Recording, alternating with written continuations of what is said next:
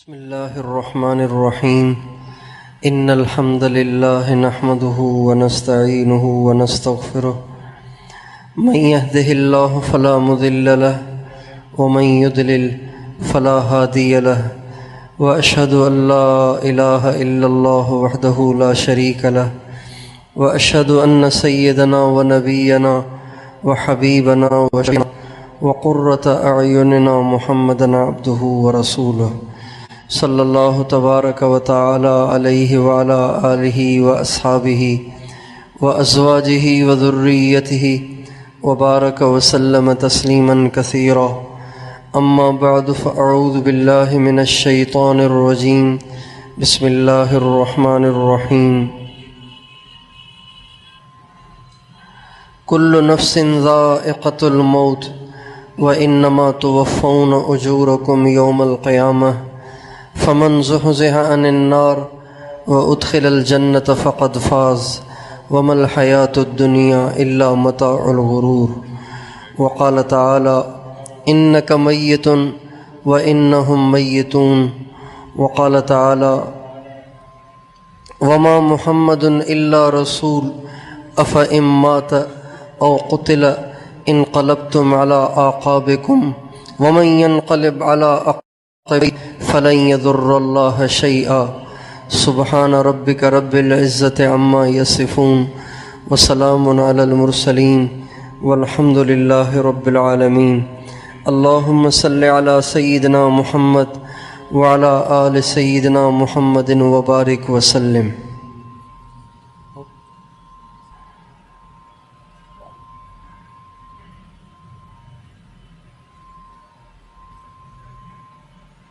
میرے محترم دوستو اور بزرگوں اور بھائیوں، اللہ تعالیٰ نے اس دنیا کی بناوٹ ہی کچھ ایسی بنائی ہے کہ اس میں نہ ہمیشہ کسی نے رہنا ہے نہ ہمیشہ کوئی رہ سکتا ہے.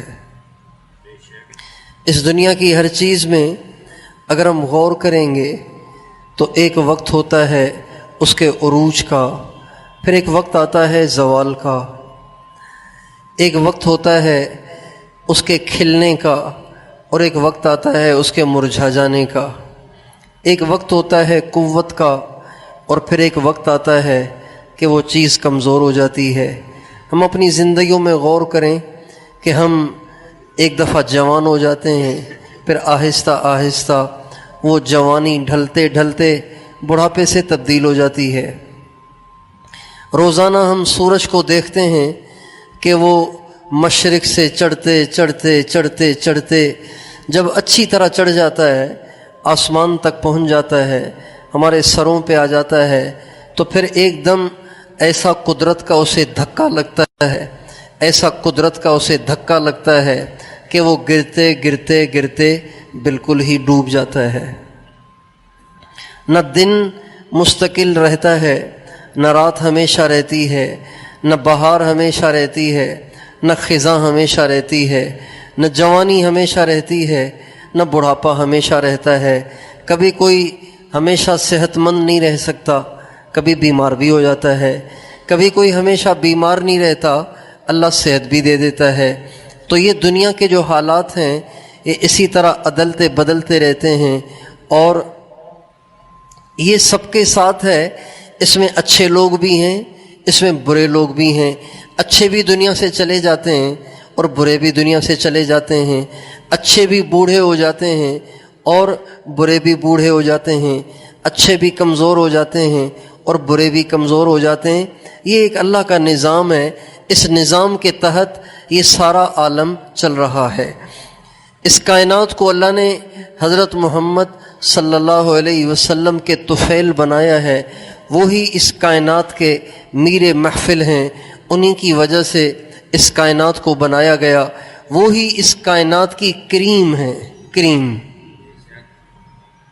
جیسے لسی ہوتی ہے نا، لسی ہوتی ہے، اس کو بلو بلو کے اس کا مکھن نکالتے ہیں، تو وہ مکھن اصل ہے، باقی لسی تو ایسے ہی ہے. اسی طرح سے یہ کائنات تو ساری ہمارے آقا کے طفیل بنی ہے، اصل تو ہمارے آقا ہیں. اصل تو ہمارے نبی ہیں، وہ نہ ہوتے تو حضرت آدم بھی نہ ہوتے، وہ نہ ہوتے تو حضرت ابراہیم بھی نہ ہوتے، وہ نہ ہوتے تو حضرت موسیٰ بھی نہ ہوتے، حضرت عیسیٰ بھی نہ ہوتے۔ نہ اللہ تورات کو نازل کرتا، نہ اللہ انجیل کو نازل کرتا، نہ اللہ زبور کو نازل کرتا، اور قرآن تو آپ ہی پہ نازل ہوا۔ ساری کائنات کا سارا نظام انہی کے طفیل اللہ نے بنایا ہے، انہی کی وجہ سے اللہ نے بنایا ہے۔ جیسے ایک مجلس ہوتی ہے نا، ایک مجلس ہوتی ہے، ایک جلسہ ہوتا ہے، ایک پروگرام ہوتا ہے، ایک کانفرنس ہوتی ہے، تو اس میں بہت سارے آنے والے آتے ہیں، لوگ سبھی کو سنتے ہیں، لیکن ایک مہمان خصوصی ہوتا ہے جو کہ محفل کی زینت ہوتا ہے، محفل کی رونق ہوتا ہے۔ وہ جب تک نہ آئے تو سارے جلسے والے تکتے رہتے ہیں آئے کہ نہیں آئے، انتظار کرتے رہتے ہیں، پوچھتے رہتے ہیں حضرت آئے کہ نہیں آئے، حضرت پہنچ گئے ہیں۔ جلسے میں بیٹھے ہوئے ایک دوسرے سے پوچھتے ہیں، اور جو منتظمین ہوتے ہیں ان سے پوچھتے ہیں۔ ہمارے نبی کی مثال اس مہمان خصوصی کی سی ہے کہ جتنے بھی انبیاء دنیا میں آئے تو وہ بشارت لے کے آئے، آ رہے ہیں، ان قریب آ رہے ہیں۔ حضرت موسیٰ علیہ السلام نے بھی کہا آ رہے ہیں، عیسیٰ علیہ السلام نے بھی کہا آ رہے ہیں، داؤد علیہ السلام نے بھی فرمایا آ رہے ہیں، آخر آپ آ ہی گئے۔ تو اس کائنات کی جو زینت ہیں، اس کائنات کی جو کریم ہیں، اس کائنات کے جو دولے ہیں، اس کائنات کی جو رونق ہیں، وہ بتائیے کون ہیں؟ محمد مصطفیٰ ہیں، احمد مشتبہ ہیں، سرکار مدینہ ہیں، سرکار دو عالم ہیں، سرور کونین ہیں، وجہ کائنات ہیں۔ وہ نہ ہوتے تو کچھ بھی نہ ہوتا۔ آدم علیہ السلام سے چوک ہوئی تو اللہ تعالیٰ نے ان کو جنت سے نکال دیا اور ان کو اتار دیا نیچے۔ جنت ہے 7 آسمانوں کے اوپر، وہاں سے اللہ نے نیچے اتار دیا، اور جہاں اترے اس جگہ کو آج کل کہتے ہیں سری لنکا۔ سری لنکا میں آدم علیہ السلام کو اتارا گیا تھا۔ 40 برس تک روتے رہے، اللہ سے دعا کرتے رہے، روتے رہے روتے رہے روتے رہے۔ اچھا، حضرت حوا بھی ان سے بچھڑ گئیں، ایک ہی دنیا میں ان کا ساتھی تھا، وہ بھی ان کا بچھڑ گیا۔ حضرت آدم الگ، حضرت حوا الگ، 40 برس تک روتے رہے۔ 40 برس کے عرصے میں اتنے آنسو بہائے، اتنے آنسو بہائے، اتنے آنسو بہائے کہ ساری دنیا میں کسی نے اتنے آنسو نہیں بہائے جتنے حضرت آدم نے آنسو بہائے، اتنے انہوں نے آنسو بہائے، اتنا وہ اللہ کے سامنے روئے۔ روتے روتے ایک دفعہ اللہ ہی کی طرف سے یہ خیال آیا اور ان کی زبان پہ وہ جاری ہوا، اللہ تعالیٰ سے کہنے لگے اے اللہ، میں تجھے واسطہ دیتا ہوں اس محمد کا، میں تجھے واسطہ دیتا ہوں حضرت محمد صلی اللہ علیہ وسلم کا، ان کے طفیل مجھے معاف کر دے۔ تو اللہ تعالیٰ نے کہا آدم، تجھے کس نے بتایا کہ محمد بھی کوئی ہے؟ آپ پہلے انسان ہیں، آپ کے ساتھ اور تیسرا تو کوئی ہے ہی نہیں، تو آپ کو کیسے پتا چلا کہ محمد کوئی ہیں؟ تو حضرت آدم علیہ السلام اللہ تعالیٰ سے کہنے لگے اے اللہ، آپ نے جب مجھے بنایا اور میں نے آنکھیں کھولیں تو میں نے عرش کے پایوں پہ ان کا نام لکھا دیکھا، تو میں سمجھ گیا تھا جنت کے پتوں پہ ان کا نام، جنت کے درختوں پہ ان کا نام، جنت کے دروازے پہ ان کا نام، حوروں کے ماتھوں پہ ان کا نام۔ تو میں سمجھ گیا تھا کہ یہ کوئی عظیم الشان ہستی ہیں جس کا نام اللہ نے اپنے نام کے ساتھ رکھا ہے۔ تو اللہ تعالیٰ نے فرمایا آدم، تم ٹھیک سمجھے ہو، لولا ما خلقتک، وہ نہ ہوتا تو میں تجھے بھی نہ بناتا۔ اس کائنات کی کریم ہمارے آقا ہیں، اس کائنات کا مقصد ہمارے آقا ہیں۔ ہم لوگ انار لیتے ہیں نا، انار لیتے ہیں تو انار میں چھلکا بھی ہوتا ہے، اور پھر چھلکے کے اندر ایک اور چھلکا بھی ہوتا ہے۔ تو ہم جو انار لیتے ہیں وہ چھلکوں کے لیے نہیں لیتے، انار لیتے ہیں ان کے اندر لے ہوئے دانوں کے لیے۔ اخروٹ لیتے ہیں نا، اخروٹ لیتے ہیں تو اس کو ہم توڑتے ہیں، پھر اندر سے ایک اور کوئی پتلی سی لکڑی کی شکل میں ایک جھلی نکلتی ہے، اس کو بھی توڑتے ہیں، جو اس کے اندر مغز ہوتا ہے وہ کھا لیتے ہیں۔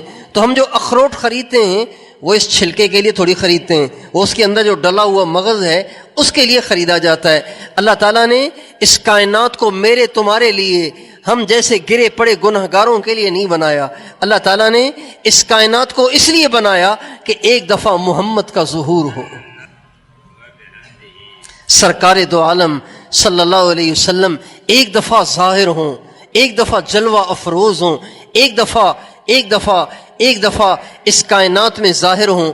ان کے ظاہر ہونے کے طفیل اللہ نے اتنا بڑا نظام بنایا، اتنے سارے انسانوں کو بنایا، لیکن چونکہ یہ دنیا ہے ہی ایسی کہ یہاں کوئی ہمیشہ نہیں رہتا، جو بھی آتا ہے اس نے جانا ہوتا ہے۔ اس لیے حضرت محمد صلی اللہ علیہ وسلم جو اس کائنات کی کریم ہیں، جو اس کائنات کا اصل مقصد ہیں، ان کو بھی دنیا سے اللہ نے ایک دفعہ بھیجا، اور ایک وقت آیا کہ اللہ نے ان کو اپنے پاس بلا لیا۔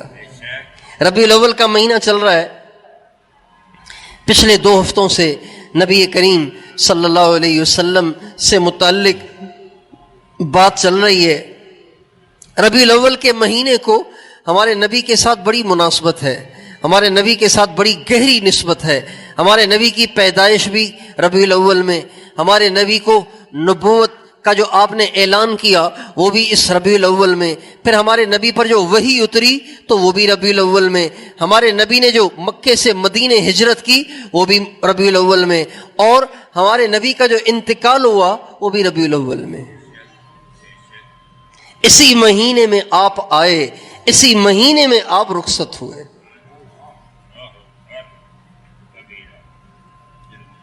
اس لیے ربیع الاول کے مہینے میں جہاں اپنے نبی کی آمد کو ہم بیان کرتے ہیں، ہمیں اپنے نبی کے دنیا سے جانے کو بھی بیان کرنا چاہیے۔ اور ہمارے نبی کے جانے کا صرف تذکرہ نہیں ہے، بلکہ ہمارے نبی جب دنیا سے گئے، جب دنیا سے جا رہے تھے تو بہت سارے پیغامات اپنی امت کو دے کر گئے۔ جب وفات کا تذکرہ ہوگا وہ پیغام سامنے آئیں گے، وہ وصیتیں سامنے آئیں گی۔ جب وہ پیغام اور وصیتیں سامنے آئیں گی تو یاد دہانی ہوگی کہ ہمارے آقا ہم سے کیا کہہ کے گئے ہیں۔ ہمارے نبی کی جیسے آمد عجیب تھی، ایسے ہی ہمارے نبی کی رخصتی بھی بڑی عجیب تھی۔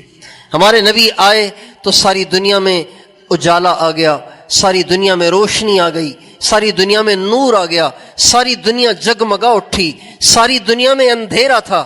ہمارے نبی کے آنے سے ساری دنیا میں دن دہاڑا ہو گیا، اجالا ہو گیا، روشنی ہو گئی، نور ہو گیا۔ اور جب ہمارے نبی چلے گئے، ہمارے نبی جب دنیا سے رخصت ہوئے، جب آپ اس جہان سے اگلے جہان کی طرف منتقل ہوئے تو جیسے آنے سے اجالا ہوا تھا ایسے ہی آپ کے جانے سے اندھیرا ہو گیا۔ صحابہ کرام کہتے ہیں جس دن نبی کریم صلی اللہ علیہ وسلم مدینہ منورہ تشریف لائے تھے، اس دن مدینہ بہت روشن تھا، جگمگا اٹھا تھا، دن دہاڑا ہو گیا تھا۔ اور جس دن نبی کریم صلی اللہ علیہ وسلم کا انتقال ہوا، اس دن مدینے میں ایسے جیسے کالی رات چھا گئی ہو۔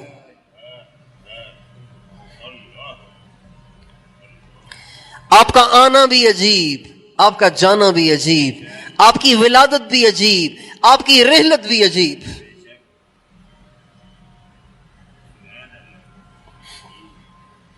آپ کی زندگی تو ایسی تھی، آپ کے معجزات ایسے تھے، آپ کی کرامات ایسی تھیں کہ کوئی سوچ ہی نہیں سکتا تھا کہ آپ بھی چلے جائیں گے۔ حضرات صحابہ کرام کہتے ہیں ہم تو سوچ ہی نہیں سکتے تھے کہ آپ علیہ السلام چلے جائیں گے۔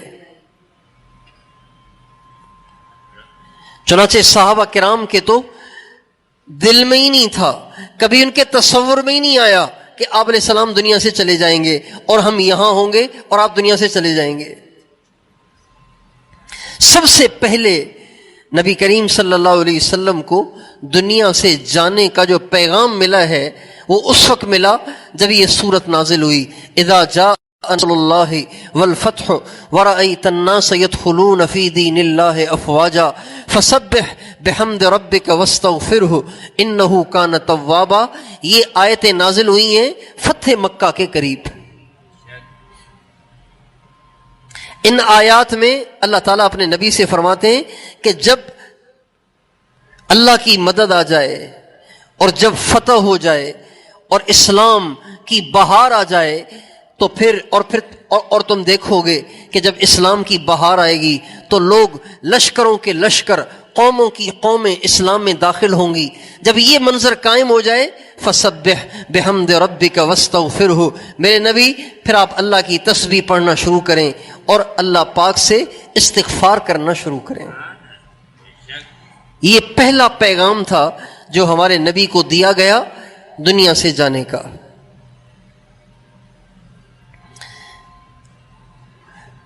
جب یہ آیت اتری تو ہمارے نبی سمجھ گئے تھے کہ اب میرے دنیا سے جانے کا وقت قریب آ گیا ہے.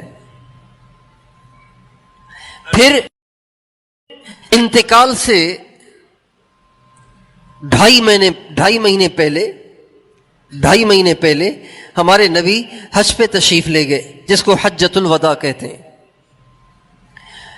حجۃ الوداع کے موقع پہ 9 ذی الحجہ عصر کی نماز کے بعد عرفات کے میدان میں قرآن پاک کی آیت نازل ہوئی، الیوم اکملت لکم دینکم واتممت علیکم نعمتی ورضیت لکم الاسلام دینا. اے میرے نبی آج میں نے تیرے دین کو مکمل کر دیا، اب اس میں مزید کوئی اور چیز نازل نہیں ہوگی، اب یہ دین مکمل ہو گیا. تو اس آیت میں بھی اشارہ تھا کہ اب آپ نے جانا ہے، اب آپ تیاری کریں. الیوم اکملت لکم دینکم، آج دین مکمل ہو گیا.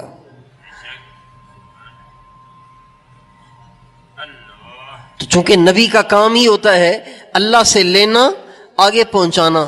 جب اللہ کی طرف سے ملنا بند ہو جائے اور اللہ کہہ دیں بس جو ہم نے دینا تھا دے دیا، تو اس کا مطلب یہی ہوا کہ آپ کا کام پورا ہو گیا. یہ 9 ذی الحجہ کا واقعہ ہے. پھر 10 ذی الحجہ میں ہمارے نبی نے اپنے سر مبارک کو منڈوایا اور قربانی کی، اور اس کے بعد پتھر مارنے کے لیے، شیطان کو پتھر مارنے کے لیے آپ جمرہ تشریف لے گئے. جب آپ شیطان کو پتھر مار رہے تھے تو آپ فرما رہے تھے لوگو خذوا عنی مناسککم، مجھ سے حج کا طریقہ سیکھ لو، مجھے لگتا ہے کہ اگلے سال جب تم حج کو آؤ گے میں تمہارے ساتھ نہیں ہوں گا. خذوا عنی مناسککم لعلی لا احج بعد عامی ھذا، لوگوں مجھ سے حج کے طریقے کو سیکھ لو، حج کے احکام کو حاصل کر لو، اس لیے کہ مجھے لگتا ہے کہ اگلے سال میں تمہارے ساتھ حج کرنے نہیں آؤں گا. پھر اسی ذی الحجہ میں آپ حج سے واپس تشریف لائے.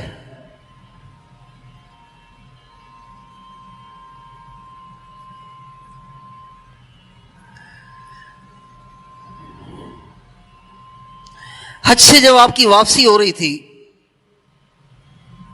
جب آپ حج سے واپس آ رہے تھے تو راستے میں ایک جگہ پڑتی ہے خم، وہاں ایک نالا بھی تھا، پانی کا نالا بھی تھا، اس کو کہتے ہیں غدیر خم. وہاں آپ نے پڑاؤ ڈالا. جب پڑاؤ ڈالا گیا تو ایک صحابی ہیں ہمارے نبی کے، حضرت بریدہ رضی اللہ عنہ، وہ ہمارے نبی کی خدمت میں حاضر ہوئے اور انہوں نے کہا یا رسول اللہ، آپ نے مجھے حضرت علی کے ساتھ یمن بھیجا تھا.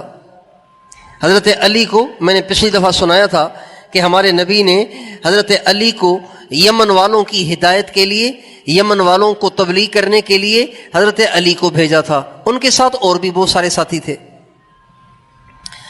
تو ان میں حضرت بریدہ بھی تھے. تو حضرت بریدہ ہمارے نبی کے پاس آئے اور حضرت علی کی آ کے شکایتیں لگائیں، یا رسول اللہ علی میرے ساتھ سفر میں تھے، علی نے یہ کیا، علی نے یہ کیا، علی نے یہ غلطی کی، علی نے یہ غلطی کی. حضرت بریدہ نے آ کے حضرت علی کی شکایتیں لگائیں. جب حضرت بریدہ نے حضرت علی کی شکایتیں لگانا شروع کی، ہمارے نبی کے چہرے کا رنگ تبدیل ہونا شروع ہوا، یہاں تک کہ آپ غصے میں بھر گئے. آپ غصے میں بھر گئے اور آپ نے حضرت بریدہ سے فرمایا بریدہ علی کی شکایتیں مت لگاؤ، علی کی شکایتیں مت لگاؤ۔ کیا اللہ پاک نے قرآن پاک میں نہیں کہا النبی اولا بالمؤمنین من انفسہم وازواجہ امہاتہم؟ کیا تمہیں اللہ نے قرآن میں نہیں کہا کہ مومنوں کو اللہ کا نبی اپنی جان سے زیادہ پیارا ہونا چاہیے؟ کہا جی بالکل اللہ نے کہا ہے۔ تو فرمایا اگر میں تجھے پیارا ہوں نا، اگر میں تجھے پیارا ہوں، اللہ نے تجھے کہا ہے کہ اپنی جان سے زیادہ پیار اللہ کے نبی سے کرو۔ اگر تمہیں مجھ سے پیار ہے تو فمن کنت مولا ہو فعلی مولا ہو، اگر تمہیں مجھ سے پیار ہے تو تم علی سے بھی پیار کرو۔ اگر تمہیں مجھ سے پیار ہے نا تو علی سے بھی پیار کرو، علی سے پیار نہیں کرو گے پھر مجھ سے پیار تمہارا شمار نہیں ہوگا۔ من کنت مولا ہو فعلی مولا ہو، اگر تمہیں مجھ سے پیار ہے تو علی سے بھی پیار کرو۔ پھر آپ نے صحابہ کو جمع فرمایا اور فرمایا اے میرے صحابہ، میں تمہارے پاس دو چیزیں چھوڑ کے جا رہا ہوں، چھوڑ کے جا رہا ہوں، اس کا مطلب ہے جا رہے ہیں۔ میں تمہارے پاس دو چیزیں چھوڑ کے جا رہا ہوں، ان کو مضبوطی سے پکڑنا، اگر تم مضبوطی سے پکڑو گے کبھی تم گمراہ نہیں ہوگے۔ ایک اللہ کا قرآن ہے، ایک اللہ کا قرآن ہے، ایک اللہ کا قرآن ہے۔ پھر فرمایا اذکرکم اللہ فی اہل بیتی، اذکرکم اللہ فی اہل بیتی، اذکرکم اللہ فی اہل بیتی۔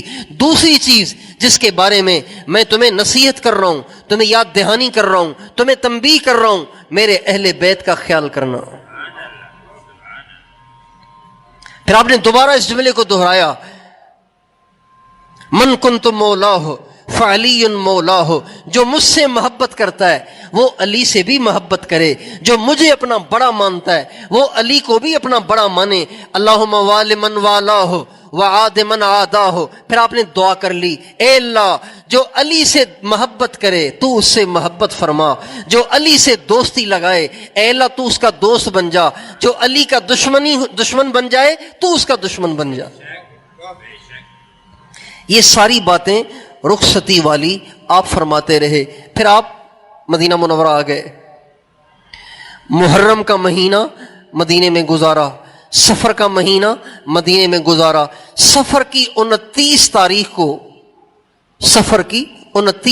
کو ہمارے نبی کے ایک صحابی کا انتقال ہوا۔ آپ علیہ السلام ان کی تدفین کے لیے جنت البقیع تشریف لے گئے۔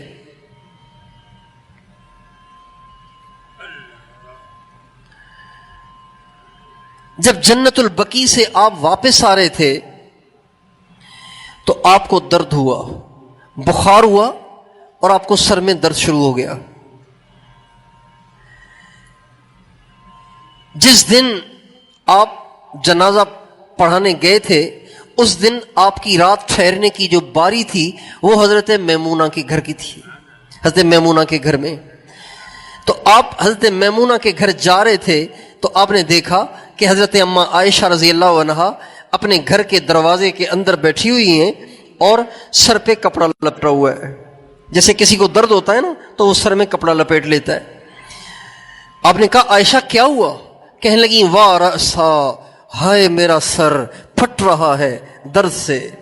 آپ نے فرمایا عائشہ تو کیوں پریشان ہو رہی ہے؟ اگر تو سر درد سے مر گئی نا تو میں تجھے غسل دوں گا، میں تجھے کفن پہناؤں گا، میں تیرا جنازہ پڑھوں گا، میں تجھے دفن کروں گا، تجھے ٹینشن کائے کی ہے؟ ایسے ہی چھیڑنے کے لیے ہمارے نبی نے ان سے کہا، جیسے خاوند بیوی کو چھیڑتا ہے، بیوی خاوند کو چھیڑتی ہے۔ تو آپ نے ان کو چھیڑنے کے لیے کہا عائشہ تو اتنا سر درد سے کیوں چیخ رہی ہے؟ اگر تو مر بھی گئی نا زیادہ سے زیادہ کیا ہوگا، مر جاؤ گی تو میں تیرے لیے دعائیں کروں گا، میں تیرا جنازہ پڑھوں گا، میں تجھے کفن پہناؤں گا، میں تیری تدفین کروں گا، اور تجھے کیا چاہیے؟ تو کہنے لگی آپ یہی تو چاہتے ہیں۔ اما عائشہ بھی موج میں آ گئیں، جیسے بیویاں موج میں آتی ہیں، خاوند کبھی محبت میں موج میں آتے ہیں۔ وہ کہنے لگیں، فرمانے لگیں آپ یہی تو چاہتے ہیں، بس جس دن آپ مجھے دفنا دیں گے نا اس دن آ کے میرے گھر میں کسی اور کو بسا لیں گے۔ تو آپ ان کے اس کہنے پر مسکرا دیے اور مسکرا کے آپ آگے چلے گئے۔ اور حضرت میمونہ کے گھر چلے گئے، جن کے گھر جانا تھا ان کے گھر چلے گئے. وہاں گئے تو آپ کا سر کا درد شدید ہو گیا اور آپ نے بھی اپنا سر باندھ لیا اور آپ کو شدید بخار بھی ہو گیا. تو 13 دن آپ بیمار رہے. 13 دن آپ کی بیماری کے جو دن ہیں وہ 13 دن ہے. اور آپ کو بخار اتنا شدید ہو گیا تھا کہ حضرت عبداللہ بن مسعود کہتے ہیں میں حاضر خدمت ہوا اور میں نے آپ کے ماتھے پہ ہاتھ رکھا تو آپ کا ماتھا، آپ کے ماتھے پہ پٹی بندھی ہوئی تھی، اس پٹی پہ میں نے ہاتھ رکھا تو پٹی بھی اتنی گرم تھی کہ مجھ سے ہاتھ ہی نہیں رکھا جا رہا تھا.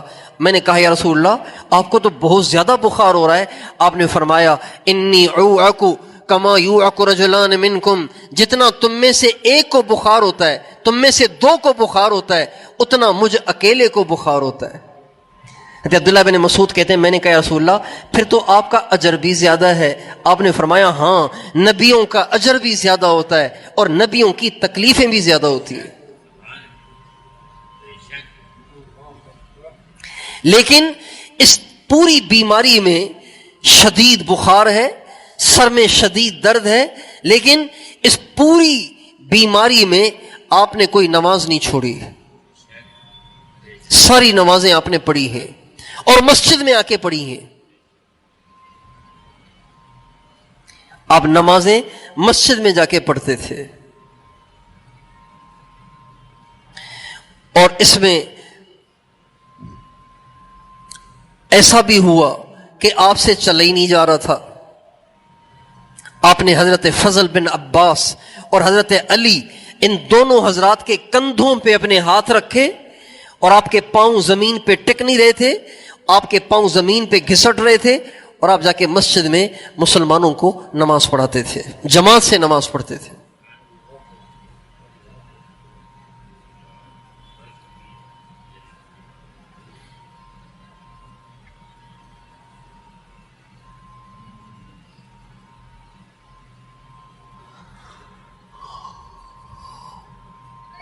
اس دوران حضرت فضل بن عباس کہتے ہیں ایک دن میں آپ علیہ السلام سے ملنے آیا تو آپ علیہ السلام نے فرمایا فضل مجھے سر میں بڑا شدید درد ہے، تم میری پٹی کو ذرا اور زور سے باندھو. حضرت فضل کہتے ہیں میں نے اچھی طرح کس کر آپ کے مبارک سر پہ پٹی کو باندھا. پھر آپ علیہ السلام نے مجھے فرمایا ذرا قریب ہو جاؤ. میں قریب ہو گیا. آپ علیہ السلام نے میرے کندھے پہ ہاتھ رکھا اور فرمایا چلو مسجد چلتے ہیں. چنانچہ حضرت فضل کہتے ہیں میں آپ علیہ الصلوۃ والسلام کو لے کے مسجد میں آیا. آپ نے میرے کندھے پہ ہاتھ رکھا ہوا تھا، میرے سہارے سے آپ مسجد میں تشریف لائے اور مسجد میں آتے ہی آپ ممبر پہ بیٹھ گئے، ممبر پہ کھڑے ہو گئے اور آپ نے فرمایا لوگوں کو جمع کرو. لوگوں کو جمع کیا گیا، صحابہ جمع ہو گئے، سارا مدینہ اکٹھا ہو گیا. آپ علیہ السلام نے فرمایا دیکھو بھائی میں نے تمہارے اندر ایک عرصہ گزارا ہے، ہم آپ کٹھے ایک عرصے تک رہے ہیں اور دنیا میں رہتے ہوئے اونچ نیچ ہوئی جاتی ہے، تو اگر میں نے کسی کے ساتھ کوئی زیادتی کی ہے، اگر میں نے کسی کا حق کھایا ہے، اگر کسی کا میرے پاس کوئی حق رہتا ہے تو مہربانی کرو مجھ سے دنیا میں وصول کر لو، آخرت میں کوئی کسی کو حق ادا نہیں کر سکتا.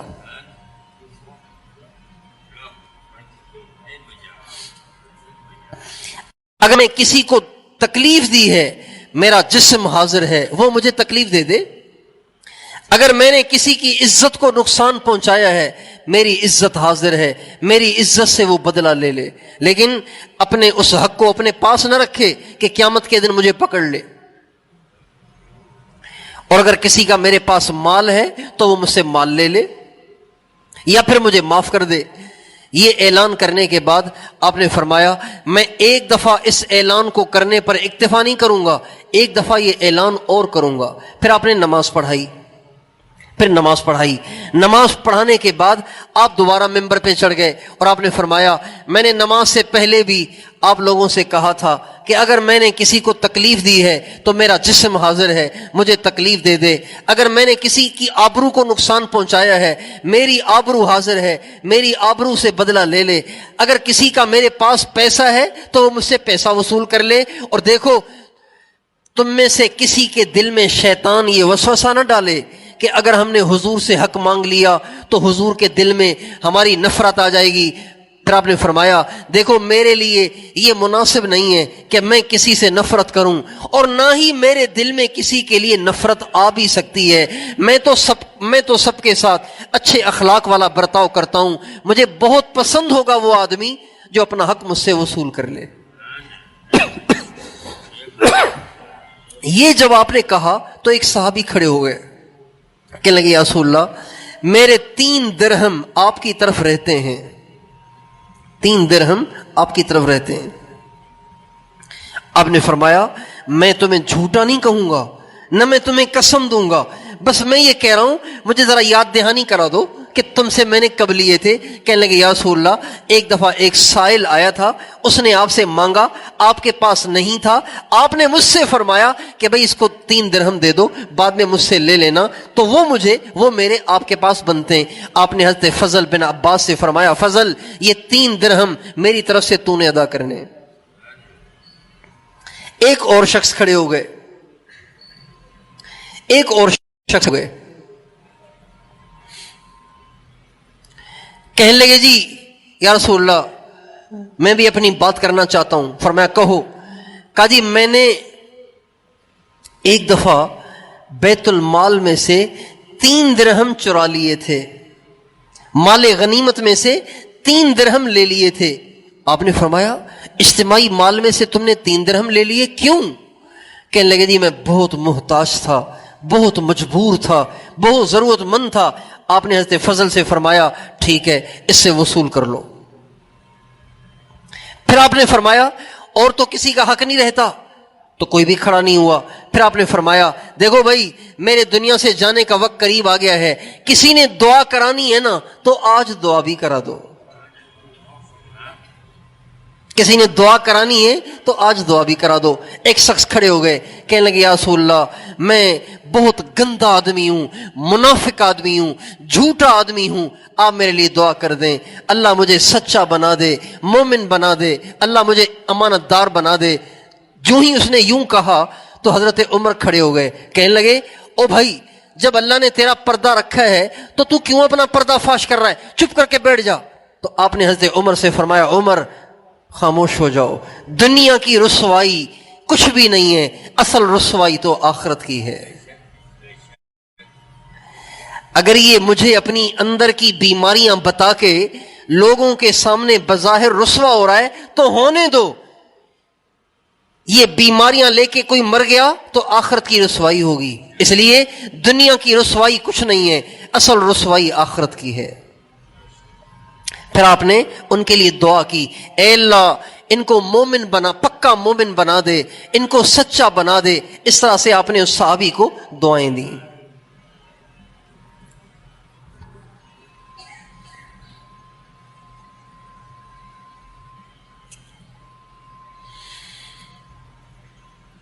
اس کے بعد پھر آپ ممبر سے نیچے اترے اور گھر تشریف لے گئے،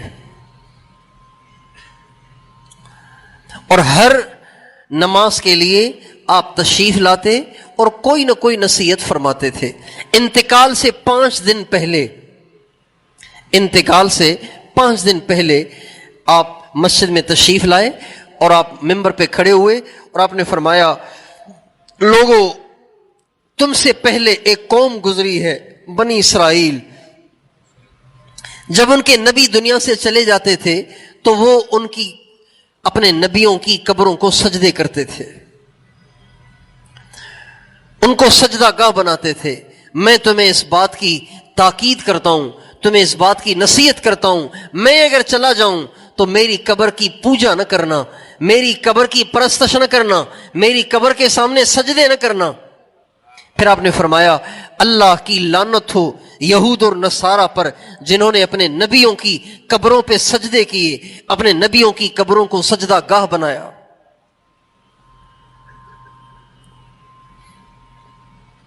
پھر آپ نے فرمایا اللہ کا ایک بندہ ہے، اللہ کا ایک بندہ ہے، اللہ تعالیٰ نے اس بندے کو اختیار دیا، اس بندے کو اختیار دیا۔ کیا اختیار دیا؟ اختیار یہ دیا کہ میرے نبی، میرے بندے اگر تو رہنا چاہتا ہے تو تجھے رہنے کی بھی اجازت ہے، اگر تو ہم سے آ کے ملنا چاہتا ہے تو ہم سے آ کے مل لے۔ اللہ تعالیٰ نے اپنے ایک بندے کو اختیار دیا، چاہے تو وہ دنیا میں ہی رہ لے جتنی عمر چاہے رہ لے، اور چاہے تو وہ آخرت میں آ جائے، جنت میں آ جائے۔ تو آپ نے فرمایا جس بندے کو اللہ نے اس بات کا اختیار دیا، اس بندے نے دنیا سے جانے کا انتخاب کر لیا ہے۔ جب یہ بات آپ نے فرمائی تو حضرت ابو بکر صدیق رونے لگ گئے۔ تو صحابہ کرام آپس میں کہنے لگے ان کو کیا ہو گیا ہے؟ حضور ایک آدمی کی بات کر رہے ہیں کہ ایک آدمی کو اللہ نے اختیار دیا دنیا اور آخرت کے درمیان، اس کو اختیار کر لو یا اس کو اختیار کر لو۔ اللہ کے اس بندے نے آخرت کو اختیار کر لیا، تو اس میں رونے کی کون سی بات ہے؟ حضور کسی آدمی کی بات سنا یہ رو رہے ہیں۔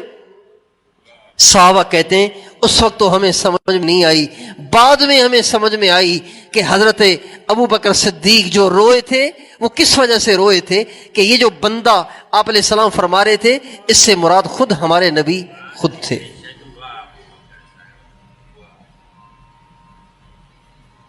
جب حضرت ابو بکر صدیق رونے لگے تو آپ علیہ السلام ان کی طرف متوجہ ہوئے اور آپ نے فرمایا لوگوں، دنیا میں سب سے زیادہ جس کی صحبت نے، جس کی دوستی نے، جس کے تعلق نے اور جس کے مال نے مجھے نفع دیا ہے وہ یہ ابو قحافہ کا بیٹا ابو بکر ہے۔ پھر آپ نے فرمایا لو کنت متخذا خلیلا لاتخذت ابا بکر خلیلا، اگر میں کسی کو دوست بناتا تو ابو بکر کو بناتا، لیکن میں نے اپنا دل پہلے ہی اللہ کو دے دیا ہے۔ اگر میں اپنے دل میں کسی کو جگہ دیتا تو ابو بکر کو دیتا، لیکن میں اپنا دل اللہ کو پہلے ہی دے چکا ہوں۔ پھر آپ نے فرمایا میں نے دنیا میں جو بھی ہے سب کا حق ادا کر دیا ہے، لیکن ابو بکر کا حق میں ادا نہیں کر سکا، اس کا حق اللہ ادا کرے گا۔ پھر آپ نے فرمایا لوگوں، گویا میں دیکھ رہا ہوں کہ حوض کوثر میرے سامنے ہے، میں یہاں سے حوض کوثر کو دیکھ رہا ہوں اور اس کی لمبائی اور چوڑائی ایلا سے لے کے جحفہ تک ہے۔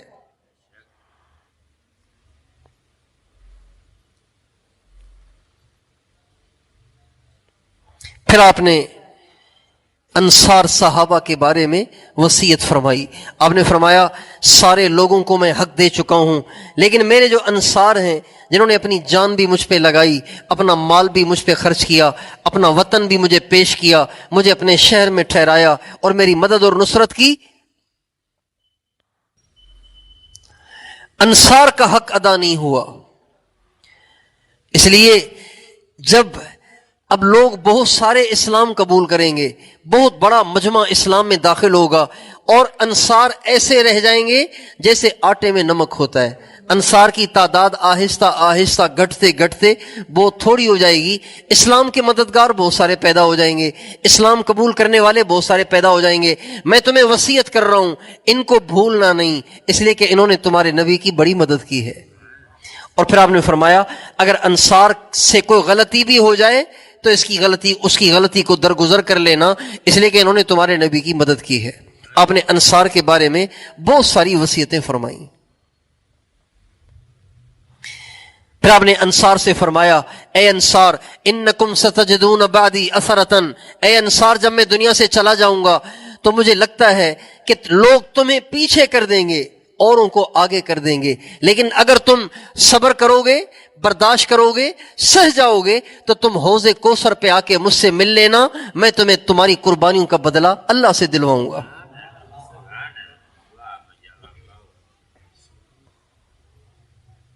اور آپ گھر تشریف لے گئے۔ انتقال سے 4 دن پہلے یعنی جمعرات کو آپ نے ساری نمازیں پڑھائیں، اسی بیماری کے ساتھ، اسی تکلیف کے ساتھ سہارے سے تشریف لاتے اور آ کے نماز پڑھاتے۔ جمعرات کو آپ نے مغرب کی نماز پڑھائی مسجد میں، اور مغرب کی نماز میں سورہ والمرسلات عرفاً کی تلاوت فرمائی، 29ویں پارے کی سب سے آخری آیت، آخری صورت ہے، یہ لمبی صورت ہے 1.5 صفحے کی. مغرب کی نماز میں، جمعرات کی مغرب میں آپ نے سورہ والمرسلات کی تلاوت فرمائی. اس کے بعد آپ گھر تشریف لائے، مغرب کے بعد گھر تشریف لائے. لیکن جب گھر تشریف لائے تو آخری دنوں میں آپ نے اپنی تمام ازواج مطہرات سے اجازت لے لی تھی، اگر تم مجھے اجازت دو تو میں یہ بیماری کے دن عائشہ کے گھر میں گزار لوں. تو ساری ازواج مطہرات نے خوشی خوشی آپ کو اجازت دی، یا رسول اللہ آپ بیماری کے دن بے شک حضرت عائشہ کے گھر میں گزار لیں. چنانچہ آپ اماں عائشہ کے گھر میں ہی ٹھہرے ہوئے تھے. تو جب مغرب کی نماز پڑھا کے آپ گھر تشریف لائے تو آپ پر بے ہوشی طاری ہو گئی.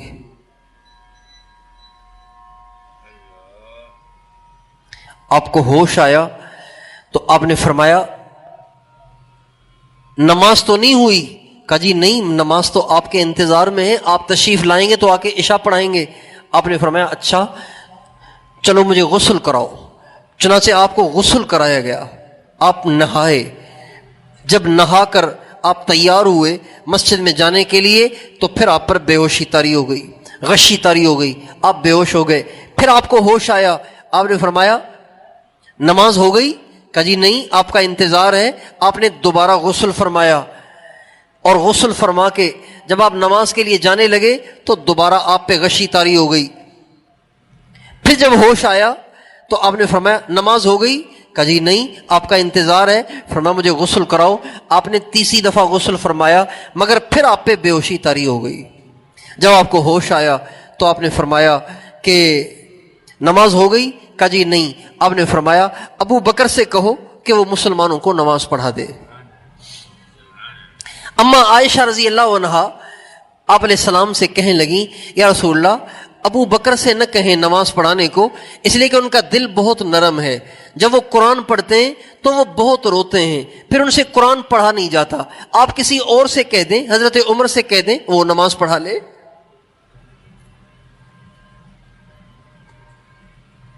تو آپ نے فرمایا نہیں، ابو اللہ کی شان. جب نماز کھڑی ہونے لگی تو اس وقت حضرت ابو بکر موجود نہیں، تو صحابہ نے حضرت عمر کو آگے کھڑا کر دیا کہ ابو بکر کے بارے میں ہمارے نبی نے فرمایا وہ تو ہیں نہیں، تو آپ نماز پڑھا لیں. جب حضرت عمر مصلی پہ آ کے کھڑے ہوئے اور حضرت عمر نے تکبیر کہی اور سورہ فاتحہ شروع کی، حضرت عمر کی آواز بہت اونچی تھی تو ہمارے نبی کے گھر میں بھی آئی. جب ہمارے نبی نے سنا کہ حضرت عمر نماز پڑھا رہے ہیں تو آپ نے زور سے کہا لا لا لا یصلی للمسلمین للناس الا ابو بکر، کوئی نماز نہ پڑھائے، کوئی نماز نہ پڑھائے، کوئی نماز نہ پڑھائے، صرف ابو بکر پڑھائے. مومنون الا ابا بکر، کوئی نماز نہیں پائے گا نہ اللہ. چنانچہ حضرت عمر پیچھے ہٹے، حضرت ابو بکر آگے تشریف لائے اور انہیں آ کے نماز پڑھائی. یہ بات ہے انتقال سے 5 دن پہلے کی. جمعرات کی عشاء کی نماز حضرت ابو بکر صدیق نے پڑھائی، اور عشاء کی نماز سمیت ٹوٹل 17 نمازیں ہمارے نبی کی زندگی میں حضرت ابو بکر صدیق نے پڑھائیں. ایک نماز ہو گئی جمعرات کی، 5 نمازیں جمعے کی کتنی ہو گئیں؟ 6. 5 نمازیں ہفتے کی کتنی ہو گئیں؟ 11. 5 نمازیں اتوار کی کتنی ہو گئیں؟ ایک نماز پیر کے دن کی فجر کی کتنی ہو گئیں؟ 17. ہمارے نبی کی موجودگی میں 17 نمازیں حضرت ابو بکر صدیق نے پڑھائیں. ایک دفعہ انہی ایام میں آپ علیہ السلام نے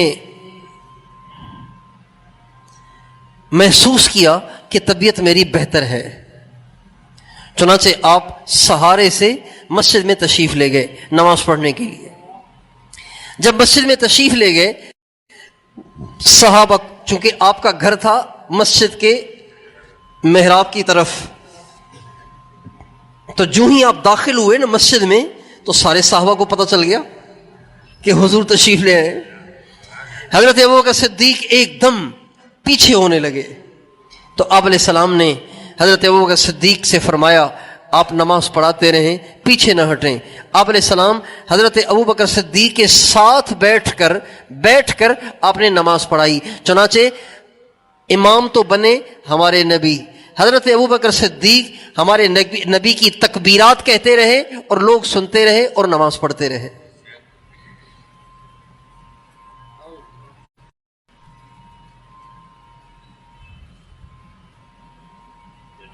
یہ بات ہے ہفتے کے دن ظہر کی نماز کی۔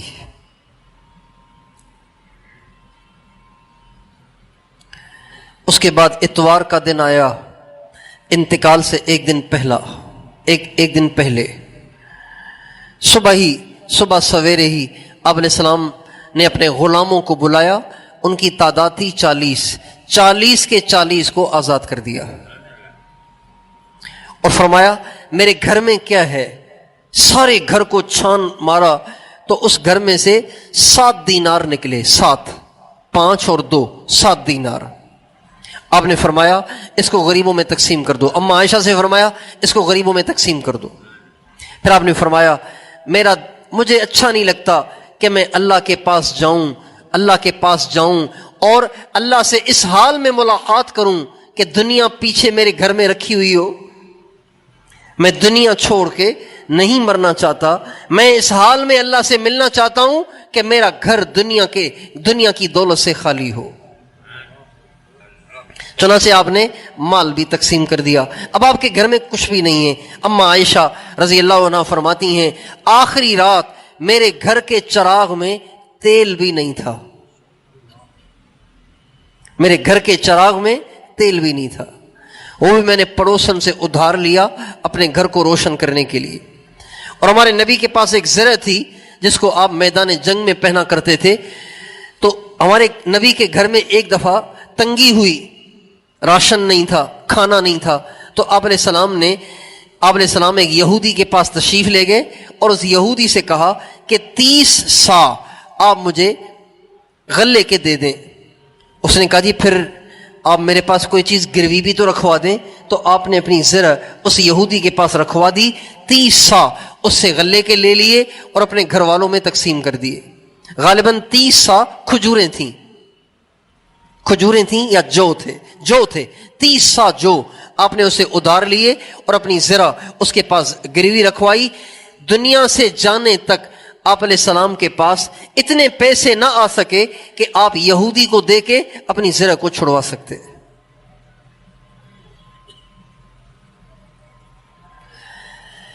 آخری دن پیر کا، اس میں صبح سویرے آپ علیہ السلام کی طبیعت میں بڑی بشاشت آ گئی تھی، طبیعت بہت اچھی لگ رہی تھی، صحابہ بھی خوش ہو گئے تھے کہ آپ علیہ السلام کی طبیعت ٹھیک ہو گئی ہے۔ فجر کی نماز کا جب وقت ہوا اور حضرت ابوبکر صدیق نے فجر کی نماز کی تلاوت شروع فرمائی تو آپ علیہ السلام چونکہ مسجد کے محراب کی جانب ہی قریب آپ کا گھر تھا اور وہاں کھڑکی بھی تھی جہاں سے مسجد کے اندر کا مشاہدہ ہوتا تھا، تو آپ علیہ السلام نے اپنے گھر کی اس کھڑکی کا پردہ اٹھایا تاکہ اپنی آنکھوں سے دیکھیں کہ مسلمان نماز پڑھ رہے ہیں۔ آپ نے جو ہی پردہ ہٹایا تو پاس کھڑے ہوئے صحابہ کو پتہ چل گیا کہ آقائے دو جہاں نے پردہ ہٹایا ہے۔ تو صحابہ کہتے ہیں نمازی کی تو نگاہ سجدے کی جگہ ہونی چاہیے نا، لیکن جو ہی پردہ ہٹا تو سب صحابہ کی نگاہیں نماز سے اٹھ کر آپ علیہ السلام کے چہرے انور کی طرف چلی گئی۔ صحابہ کہتے ہیں یہ آخری دیدار تھا جو ہمارے نبی کا ہم نے کیا، اور اس وقت جب ہم نے دیدار کیا تو آپ علیہ السلام کا جو چہرہ تھا ایسے جیسے درخت کا، ایسے جیسے قرآن کا ورق ہوتا ہے، سفید ورق ہوتا ہے نا، سفید ورق، بالکل ایسے سفید ورق کی طرح سے آپ کا چہرہ صاف شفاف، اور کمزوری بھی تھی جس کی وجہ سے چہرے کا رنگ ایسا ہو گیا تھا۔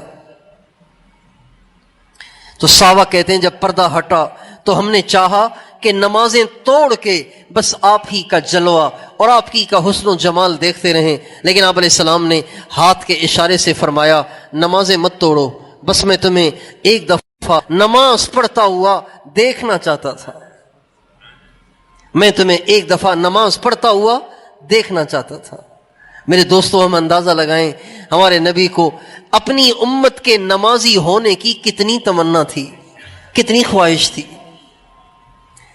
بعض بڑوں کو اپنے بچوں کے لیے کچھ ارمان ہوتے ہیں، کچھ تمنائیں ہوتی ہیں۔ ہمارے ایک بزرگ تھے حضرت مولانا ظاہر شاہ صاحب رحمۃ اللہ علیہ، ان کی تمنا تھی اور وہ اس کی دعا کرتے تھے، اے اللہ جب تک میرا بیٹا عالم نہ ہو جائے، اے اللہ تب تک مجھے موت نہ دینا، میں اسے ایک دفعہ عالم دیکھنا چاہتا ہوں۔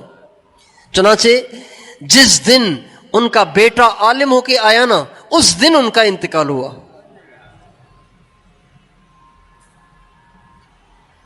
جس دن 4 بجے تقریباً وہ پہنچا سالانہ امتحان دے کر مدرسے سے فارغ ہو کے، اسی دن رات کو 2 بجے حضرت کا انتقال ہوا۔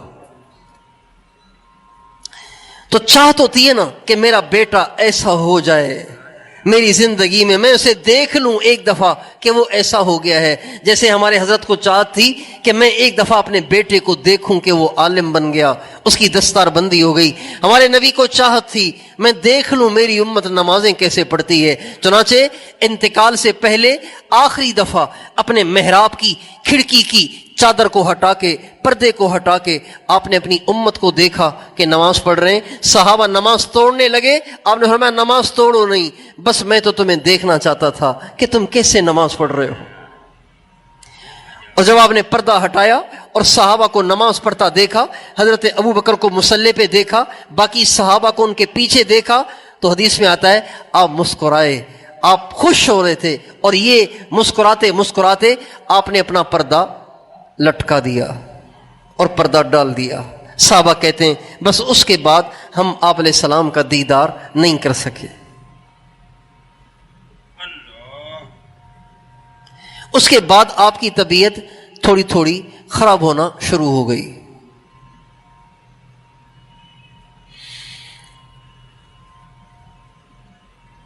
حضرت ابوبکر صدیق کہتے ہیں جب میں نے دیکھا کہ آپ علیہ السلام کی طبیعت بالکل ٹھیک ہے، تو میں نے آپ علیہ السلام سے کہا رسول اللہ میں پھر گھر چکر لگاؤں۔ ان کا گھر ذرا مدینے کے ذرا ہٹ کے تھا، اوالی میں تھا ان کا گھر، اوالی میں، تو میں ذرا گھر چکر لگا کے آؤں اگر آپ اجازت دیں، چونکہ طبیعت آپ کی بہت اچھی لگ رہی ہے۔ اور ہمارا ٹھیک ہے۔ حضرت ابوبکر صدیق چلے گئے، پیچھے طبیعت خراب ہونا شروع ہو گئی۔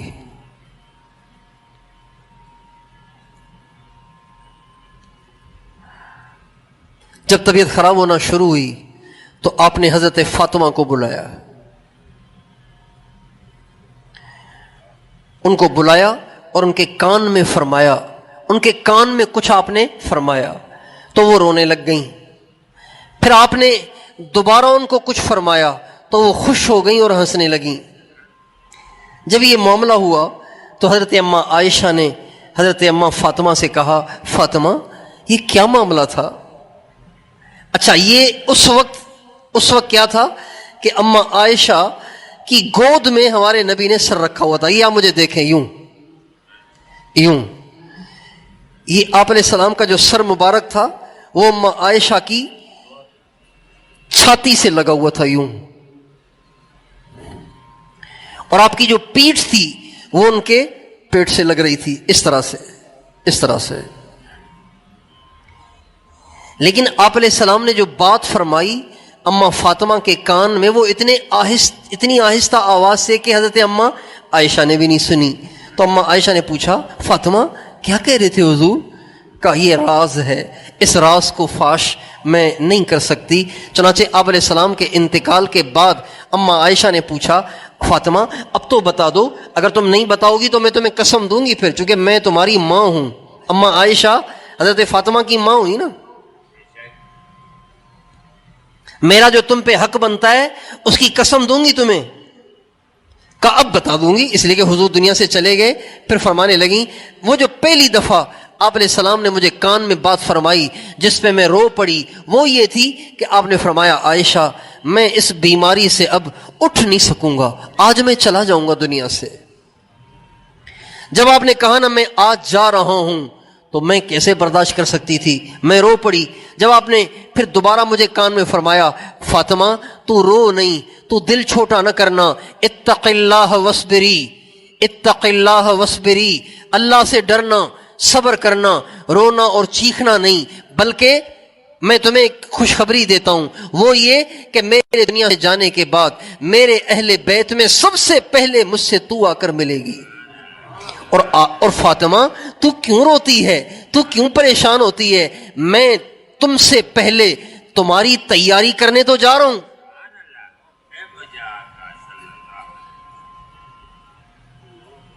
کسی مہمان نے آنا ہوتا ہے نا تو اس سے پہلے جا کے تیاری کرتے ہیں نا، بھی مہمان آ رہا ہے. تو آپ نے فرمایا فاطمہ میں تمہارے لیے تیاری کرنے تو جا رہا ہوں.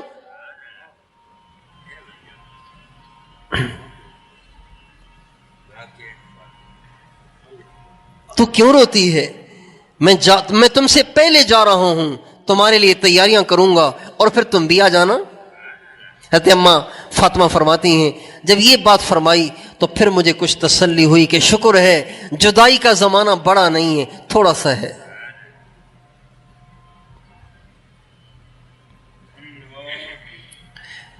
اس کے بعد آپ نے حضرت امام حسن اور امام حسین کو بلایا اور ان کو سینے سے لگایا.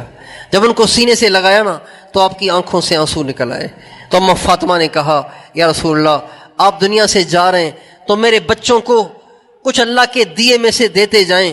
آپ نے فرمایا اما الحسن فلہ ہیبتی وسوددی واما الحسین فلہ جرأتی وجودی، میں اپنا روب اور سرداری وہ حسن کے حوالے کر رہا ہوں اور میں اپنی سخاوت اور بہادری وہ حسین میں منتقل کر رہا ہوں.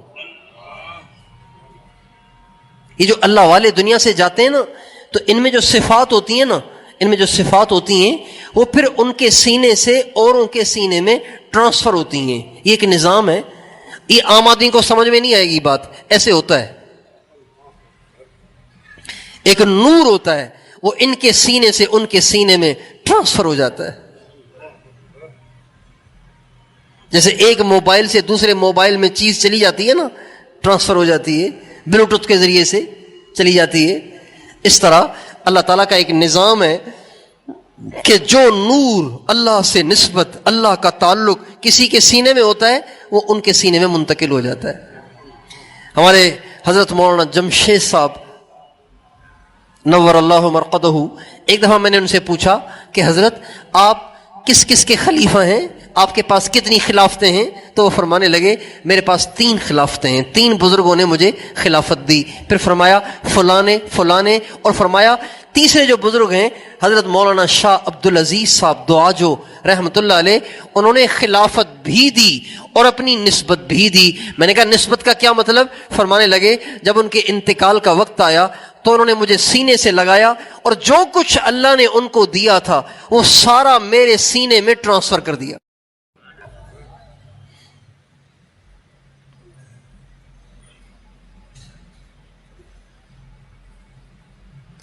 مولانا الیاس صاحب رحمۃ اللہ علیہ جب دنیا سے جانے کا وقت آیا، تہجد کے وقت میں انہوں نے اپنے بیٹے کو بلایا. مولانا یوسف صاحب 27 برس ان کی عمر تھی، ان کو بلایا. مولانا الیاس صاحب لیٹے ہوئے تھے اور مولانا یوسف صاحب کو تہجد کے وقت میں بلایا اور فرمایا آ یوسف لپٹ لے ہم تو چلے، آ یوسف لپٹ لے ہم تو چلے. جو ہی یوں کہا تو مولانا یوسف صاحب اپنے والد صاحب کے سینے پہ گر گئے اور چمڑ گئے. تو میاں جی محراب صاحب سے ہم نے سنا، میاں جی محراب صاحب سے ہم نے سنا کہ بس جو کچھ ہوا وہ اسی وقت ہوا. ایک نور تھا ان کے سینے میں جو ایک دم بیٹے کے سینے میں ٹرانسفر ہوا. فجر کی نماز کے بعد مولانا الیاس صاحب کا معمول تھا بیان کرنے کا، لیکن ان کا تو تہجد کے وقت میں انتقال ہو گیا. اب فجر کے بعد بیان تو کرنا ہی کرنا ہے، اللہ کا کام رکتا نہیں ہے، اللہ کا کام تو چلتا ہے۔ چنانچہ فجر کی نماز کے بعد اب ممبر پہ بیٹھنا تھا، تو ممبر پہ لوگوں نے ان کو بٹھا دیا۔ جو ہی یہ ممبر پہ بیٹھے تو دیکھنے والوں نے دیکھا کہ رات یہ کوئی اور تھا اور آج کوئی اور ہے۔ تو کہنے والے کہتے ہیں جب وہ بیان کر رہے تھے تو بالکل نہیں لگ رہا تھا کہ یوسف ہے، ایسے لگ رہا تھا جیسے مولانا الیاس صاحب جوان ہو کے ممبر پہ آ کے بیٹھ گئے۔ تو آپ نے فرمایا اما الحسن فلہ ہیبتی و سوددی و اما الحسین فلہ جرأتی و جودی، میں اپنی ہیبت اور اپنی سرداری یہ حسن کے حوالے کرتا ہوں، اس میں منتقل کرتا ہوں، اور اپنی بہادری اور اپنی شجاعت اور اپنی سخاوت کو حسین میں منتقل کرتا ہوں۔ اس کے بعد آپ نے حضرت علی کو بلایا۔ حضرت علی جب آئے تو ان سے برداشت نہ ہوا، وہ حضور کے سینے پہ گر گئے، حضور کے سینے پہ گر گئے۔ آپ علیہ السلام نے ان کو تسلی دی اور آپ نے فرمایا دل بڑا رکھو۔ پھر آپ نے ازواج مطہرات کو بلایا، ازواج مطہرات سے آپ ملے، اور اس کے بعد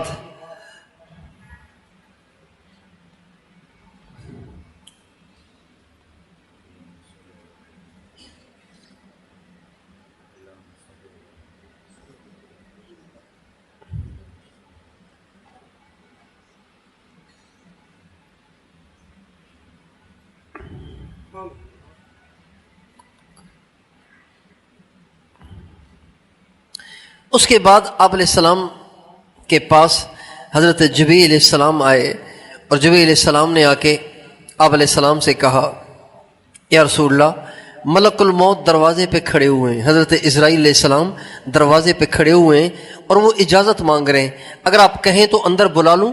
آپ نے فرمایا اجازت ہے۔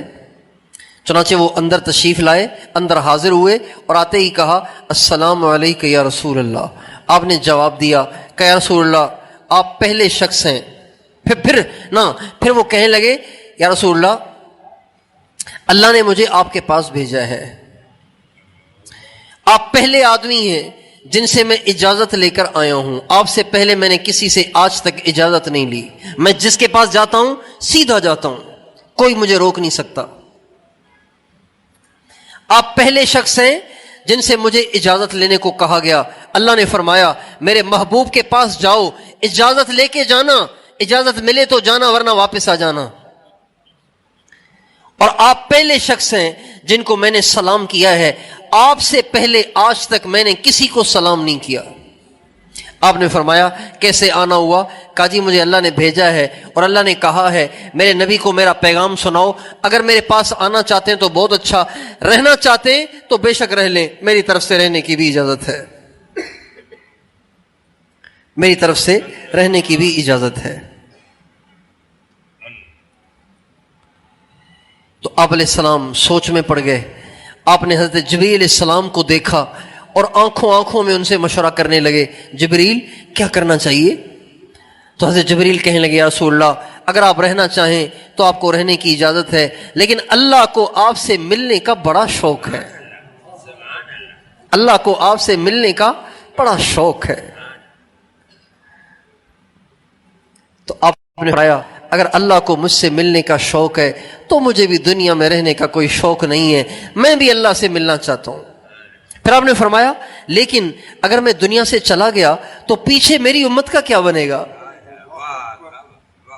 اس لیے کہ اللہ تعالیٰ نے قرآن پاک میں فرمایا تھا وَمَا كَانَ اللَّهُ لِيُعَذِّبَهُمْ وَأَنْتَ فِيهِمْ، اے میرے نبی جب تک آپ ان میں موجود ہیں میں کبھی ان کو عذاب نہیں دوں گا۔ تو اب میں اگر آ جاؤں تو پھر کیا بنے گا؟ ابھی تو میری وجہ سے عذاب رکا ہوا ہے، میری وجہ سے رحمتیں برس رہی ہیں، میری وجہ سے امت کی بچت ہوئی ہے، امت کی حفاظت ہوئی ہے۔ اگر میں چلا جاؤں گا تو میرے بعد میری امت کا کیا بنے گا؟ امت تو اور بھی بہت ساری آنی ہے قیامت تک۔ تو حضرت اسرائیل علیہ السلام اللہ کے پاس گئے، اللہ کے ہاں سے پیغام لائے کہ اے میرے نبی، اللہ تعالیٰ فرما رہے ہیں اے میرے نبی آپ اطمینان سے، تسلی سے ہمارے پاس آ جائیں، ہم آپ کے بعد آپ کی امت کو تنہا نہیں چھوڑیں گے۔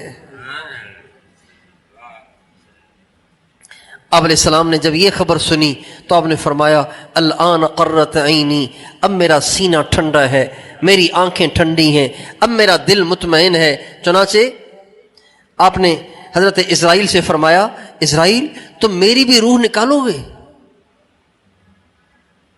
کہا جی ہاں میں تو سبھی کی نکالتا ہوں۔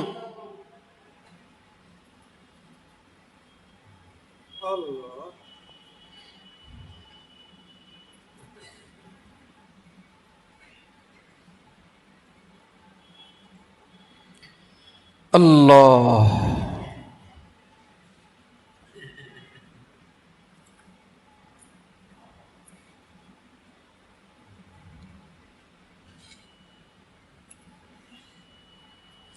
اس موقع پر سب سے آخری الفاظ جو آپ کی آخری وصیت جو آپ کی زبان سے نکل رہی تھی وہ یہ تھی الصلاۃ الصلاۃ وما ملکت ایمانکم، اے میری امت نماز کا خیال کرنا، نماز کا خیال کرنا، نماز کا خیال کرنا، اور میری امت کے کمزوروں کا خیال کرنا، ان پہ ظلم نہ کرنا، طاقت کے نشے میں، عہدے کے نشے میں، مال کے نشے میں آ کے کمزوروں پہ زیادتیاں اور ظلم نہ شروع کر دینا، بلکہ کمزوروں کا خیال کرنا۔ حضرت انس رضی اللہ عنہ فرماتے ہیں یہ الفاظ فرماتے ہوئے ہمارے نبی کی زبان آپ کا ساتھ نہیں دے رہی تھی، آپ سے یہ الفاظ صحیح نکل بھی نہیں پا رہے تھے، آپ اپنی پوری طاقت کو جمع کر کے ان الفاظ کو فرما رہے تھے الصلاۃ الصلاۃ وما ملکت ایمانکم، اے میری امت نماز نماز نماز، کمزوروں کا خیال کرنا، نماز کا خیال کرنا، کمزوروں کا خیال کرنا، نماز کا خیال کرنا، کمزوروں کا خیال کرنا، نماز کا خیال کرنا، یہ آپ کی آخری وصیت تھی۔ اما عائشہ فرماتی ہیں پہلے جب کبھی آپ بیمار ہوتے تھے تو میں آپ کے جسم اطہر پہ ہاتھ پھیرتی تھی اور دعا پڑھتی تھی اذهب البأس رب الناس اشف انت الشافی لا شفاء الا شفاؤک شفاء لا یغادر سقما۔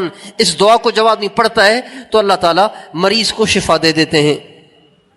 اما عائشہ فرماتی ہیں آج کی تکلیف بھی بڑی شدید تھی تو میں نے اپنے ہاتھ کو آپ علیہ السلام کے جسم پہ پھیرنا چاہا اور آپ پہ یہ دعا پڑھنی چاہی۔ جو ہی میں نے یہ دعا پڑھنا چاہی، آپ پہ ہاتھ پھیرنا چاہا، تو آپ نے میرے ہاتھ کو جھٹک کے پیچھے کر دیا اور آپ نے فرمایا بل الرفیق الاعلی، اب میری صحت کی دعا مت کرو، اب میں اللہ سے ملنا چاہتا ہوں، اب میری صحت کی دعا مت کرو، اب میں اللہ سے ملنا چاہتا ہوں۔ چنانچہ آپ علیہ السلام کی اجازت پر حضرت اسرائیل علیہ السلام نے آپ کی روح انور کو نکالنا شروع کیا۔ اما عائشہ فرماتی ہیں آپ علیہ السلام کا سر مبارک میرے سینے سے لگا ہوا تھا، پیٹھ مبارک میرے پیٹ سے لگ رہی تھی، اور قریب ایک پانی کا پیالہ رکھا ہوا تھا۔ جب روح مبارک نکلنا شروع ہوئی تو آپ فرما رہے تھے لا الہ الا اللہ ان للموت سکرات ان للموت غمرات، لا الہ الا اللہ، موت بڑی سخت ہے، موت بڑی کڑوی ہے۔ اور پھر آپ پانی کے پیالے میں اپنی انگلیوں کو ڈبوتے تھے اور اپنے ہونٹوں پہ پھیرتے تھے اور کہتے تھے اللہم اعنی اللہم ہون علی سکرات الموت، اے اللہ موت کی سختی کو مجھ پہ آسان فرما، یہ آپ بار بار کہہ رہے تھے، اور اپنے ہونٹوں پر آپ پانی انگلیوں کو پانی میں گیلا کر کے ہونٹوں پہ پھیر رہے تھے۔ یہ کرتے کرتے کرتے کرتے اما عائشہ کہتی ہیں آپ علیہ السلام نے اپنا ہاتھ اٹھایا الرفیق الاعلی الرفیق الاعلی الرفیق الاعلی، اے اللہ میری کوئی خواہش نہیں سوائے اس کے کہ میں آپ سے ملنا چاہتا ہوں، آپ سے ملنا چاہتا ہوں، آپ سے ملنا چاہتا ہوں، آپ سے ملنا چاہتا ہوں۔ اور ساتھ ساتھ آپ یہ بھی کہہ رہے تھے اللہم اغفر لی ورحمنی والحقنی بالرفیق الاعلی، اے اللہ مجھے معاف کرنا، اے اللہ مجھے معاف کرنا۔ اندازہ لگائیے جنہوں نے اپنا سب کچھ لگا دیا، سب کچھ لٹا دیا، کوئی کسر نہیں چھوڑی، لہو لہاں بھی ہوئے، पेट पे पत्थर भी बांधे, फाके भी उठाए, सारी जिंदगी अपने आप को दुनिया से दूर रखा और बच्चों को भी फाके बर्दाश्त करवाए, अपनी अहलो अयाल को भी फाके बर्दाश्त करवाए, दंदान भी शहीद हुए, जिस्म भी लहू लहां हुआ। वो कौन सी तकलीफ है जो आपने बर्दाश्त न की अल्लाह के हुक्म को पूरा करने में? लेकिन आज कह रहे अल्लाहुम्मा ग़फ़िरली, अल्लाह माफ करना, मैं नहीं कर सका। अल्लाहुम्मा ग़फ़िरली वरहमनी, ऐ अल्लाह माफ भी करना, रहम भी करना, माफ भी करना, रहम भी करना। वल्हिक़नी बिर्रफ़ीक़िल आला, और बस अब मुझे अपने पास बुला ले। ये आप दुआ कर रहे थे। और फिर कभी कहते थे सिर्फ अर्रफ़ीक़िल आला, और हाथ उठाया हुआ था और निगाह मुबारक आसमान की तरफ उठी हुई थी। अर्रफ़ीक़िल आला, हाथ उठा हुआ है, अर्रफ़ीक़िल आला। अम्मा आयशा कहती हैं यूं कहते कहते अचानक आपका हाथ नीचे गिर गया और आपकी आंखें मुबारक ऊपर चली गई और आपकी गर्दन मुबारक एक तरफ ढलक गई और आपके मुंह मुबारक से लुआब निकल के मेरे सीने पे आ गिरा, जिसकी वजह से मुझे ठंडक महसूस हुई। तो मैं कांप गई और मैंने देखा कि अल्लाह के नबी दुनिया से जा चुके थे।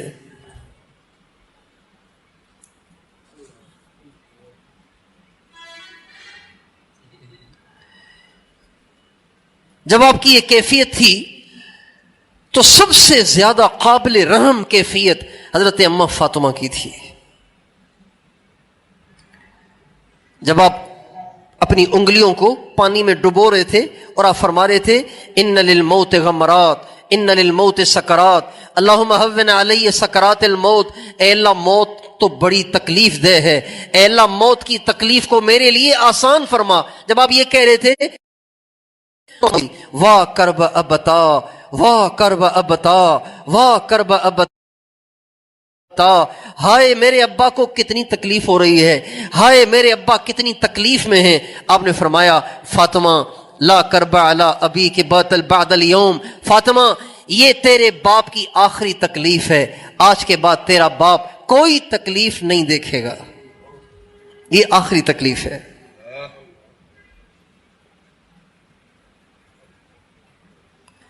आपका इंतकाल हुआ तो हज़रत अम्मा फातिमा कह रही थी सुब्बत अलैया मसाइबुल लौ अन्नहा सुब्बत अलल अय्याम सिरन लयालिया। हाय मेरे बाबा के इंतकाल से मुझ पे वो मुसीबतें टूटी हैं, अगर दिनों पे डाली जाती ना तो दिन भी रात बन जाते, पहाड़ों पे डाली जाती तो पहाड़ दब जाते। ये कहती थी और बेहोश हो जाती थी। जब आदमी अपने गम को चीख कर चिल्ला कर निकालेगा नहीं ना तो बेहोश हो जाएगा। तो अम्मा फातिमा चीखना चिल्लाना नहीं कर रही, चीखती चिल्लाती रोती, अपने चेहरे को पीटती, बालों को नोचती, तो फिर तो गम हल्का हो जाता। लेकिन चूंकि इन सारी बातों से अल्लाह ने मना किया है, अल्लाह के नबी ने मना किया है, और आप अलैहिस्सलाम ने अम्मा फातिमा को इंतकाल से पहले वसीयत भी फरमाई थी इत्तक़िल्लाह वस्बिरी, अल्लाह से डरना, सब्र करना, वावेला न करना। इसलिए अम्मा फातिमा सहते सहते बर्दाश्त न कर पाती और बेहोश हो जाती। जब ये खबर बाहर पहुंची तो मदीने में कोहराम मच गया। आप सोच ही नहीं सकते कि नबी करीम सल्लल्लाहु अलैहि वसल्लम दुनिया से चले गए, ये खबर कितनी बड़ी बिजली बनकर सहाबा पे गिरी होगी, कितनी बड़ी आग बनकर सहाबा पे गिरी होगी। हजरत उमर जैसा आदमी, ऐसा दबंग आदमी बर्दाश्त नहीं कर सके, अपनी अकल खो बैठे और तलवार लेकर बाहर आ गए।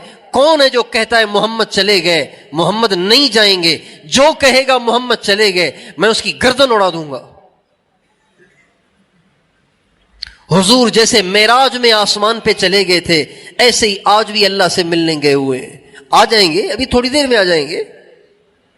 हजरत उस्मान पे सख्ता तारी हो गया।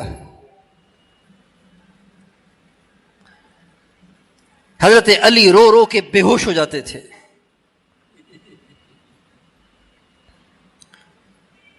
मदीने में कोहराम, مسجد نبوی میں رونے کی آوازیں. آپ علیہ السلام چلے گئے.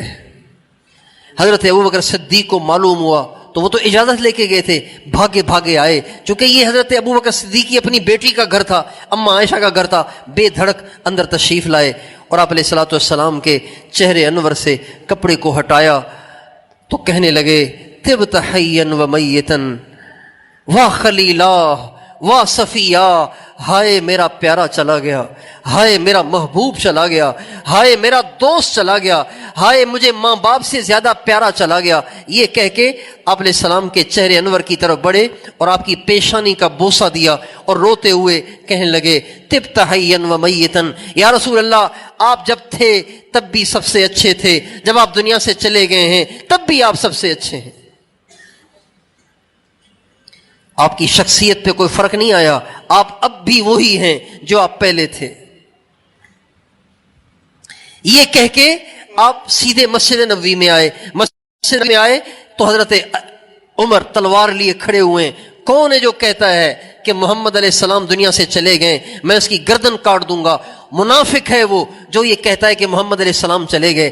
جب حضرت ابوبکر صدیق داخل ہوئے تو آپ نے ڈانٹ کے زور سے کہا عمر بیٹھ جاؤ. حضرت ابوبکر صدیق کی جو ڈانٹ پڑی تو حضرت عمر ایک دم بیٹھ گئے.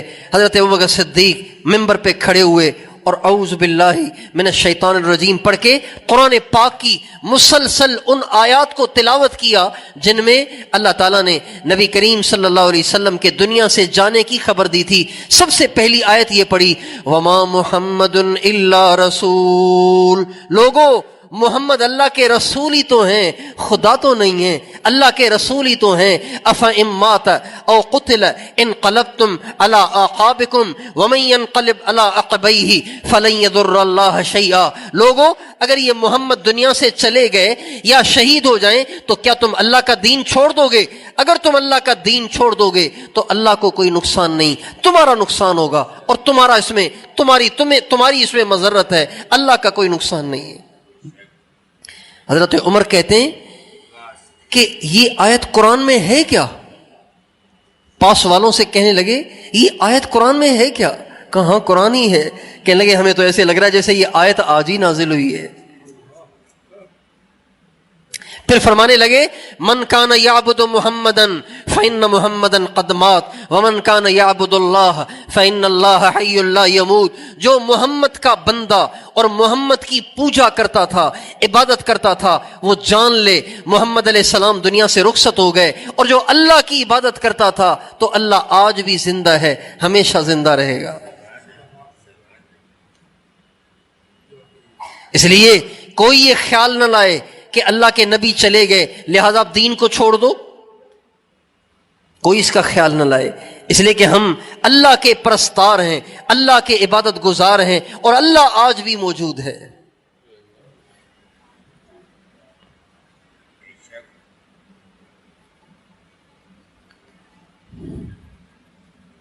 اس کے بعد آپ علیہ الصلوۃ والسلام کو غسل دینے کا وقت آیا تو حضرت ابوبکر صدیق نے فرمایا بھائی غسل تو اہل بیت دیں گے, گھر والے دیں گے غسل.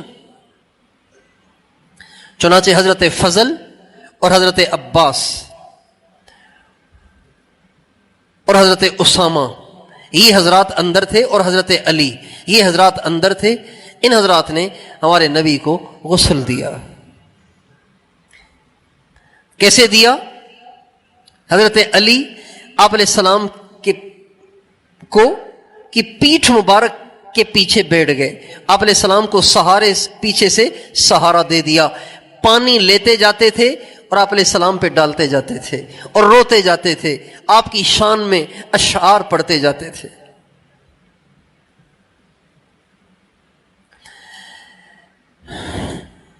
اور پھر انصار آ گئے, آ کے دروازے پہ کھڑے ہو گئے اور کہنے لگے بھائی انصار کا بھی تو حق ہے, ہم نے بھی تو اپنی زندگیاں اسی نبی کے پیچھے کھپائی ہیں, تو ہمیں بھی تو موقع دو.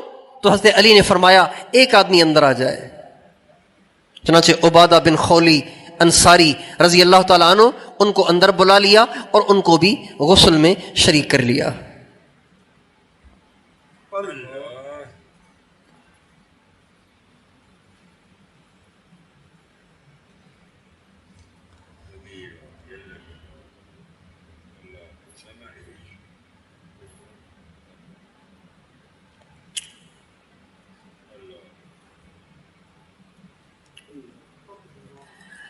اختلاف ہوا کہ تدفین کہاں ہو، تو حضرت ابوبکر صدیق رضی اللہ تعالی عنہ نے حدیث سنائی جو اوروں کو بھی پھر بعد میں یاد آ گئی کہ نبی کا جہاں انتقال ہوتا ہے نبی نے وہیں دفن ہونا ہوتا ہے۔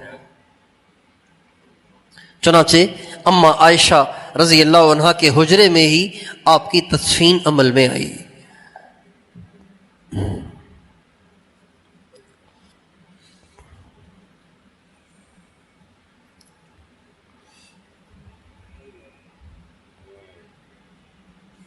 ماذا علامن شم تربت احمدی اللہ یشم مد الزمان غوالیا، حضرت اماں فاطمہ الزہرا کا شعر ہے، جس نے میرے نبی کی قبر کی مٹی کو سونگھ لیا اس کو دنیا میں کسی اچھی سے اچھی خوشبو سونگھنے کی ضرورت نہیں ہے، اس لیے کہ میرے آقا کی قبر مبارک کی مٹی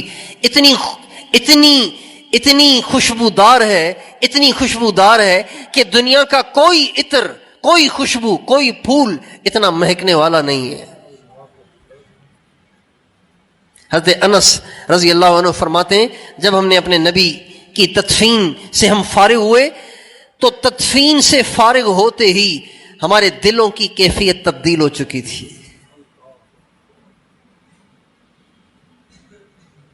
جو کیفیت نبی کریم صلی اللہ علیہ وسلم کے ہوتے ہوئے تھی وہ کیفیت نہیں رہی، وہ ختم ہو گئی۔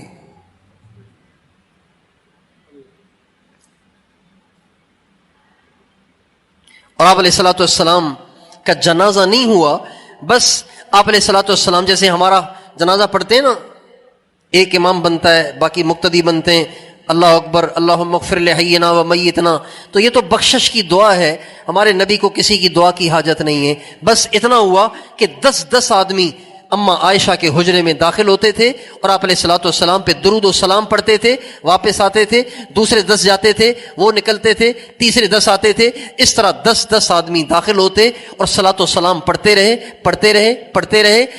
پڑھتے اس میں پورا دن گزر گیا، اور بدھ کے دن آپ کی تدفین ہوئی۔ انتقال پیر کے دن ہوا، بدھ کے دن آپ کی تدفین ہوئی۔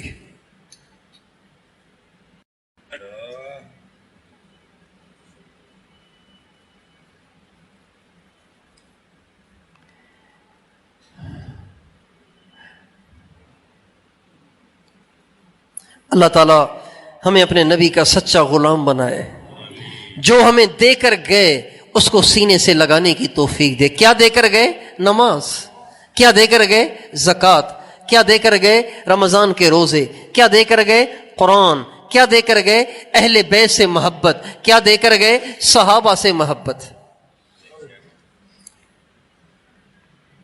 کیا دے کر گئے؟ تقویٰ دے کر گئے، پرہیزگاری دے کر گئے، دین اور شریعت دے کر گئے۔ بڑے ناقدرے ہیں ہم مسلمان کہ اپنے نبی کے گن تو بہت گاتے ہیں، لیکن جو شریعت دے کر گئے اس کی ہم قدر نہیں کرتے۔